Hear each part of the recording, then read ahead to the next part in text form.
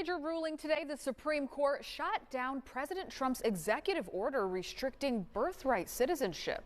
The justices pointed to the Constitution's 14th Amendment Citizenship Clause, which states all persons born or naturalized in the United States and subject to the jurisdiction thereof are citizens of the United States.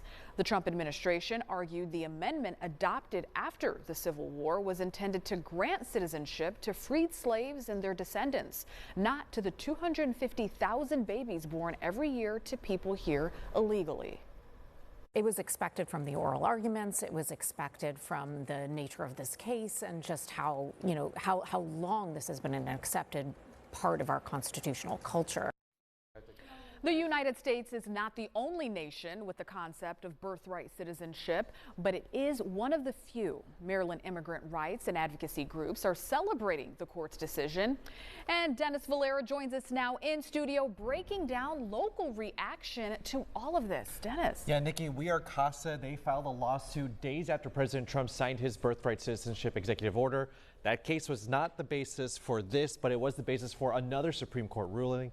And while many are celebrating today's decision, they're still cautious of the Trump administration's immigration agenda. Hours after 6 Supreme Court justices upheld birthright citizenship for all, We Are CASA gathered a crowd outside the court to celebrate. As a U.S. citizen child, I should not have to be wondering if my parents will come back home. Including Mia, a We Are CASA volunteer from Maryland. She wouldn't have been a citizen if she was born and President Trump's executive order was in effect. She says the court's decision shows her family deserves to stay together. Since this president took office, I have even had to wonder if I would come home.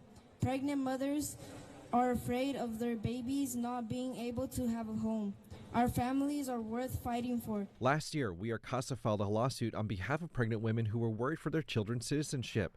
The case didn't end up being the one justices ruled on to uphold birthright citizenship, but the group is still celebrating their bravery alongside the decision. The undocumented women, with the spirits of the ancestors of the women who came before them in this country and fought and risked their unborn children in order to sue the Trump administration. Krishna Vignaraja is with Global Refuge, one of the country's largest nonprofits that helps refugees, asylum seekers, and migrants. She says this decision is a big weight off of her clients' shoulders. Just worries around what they have done in this country, how they had established a life for their children, and the fear that all of that would be upended. Amid the celebration, a note of caution remained, especially since the Supreme Court cleared the way to remove temporary protected status for those from Haiti and Syria last week. No court decisions changes my family's value as people or how much our communities matter.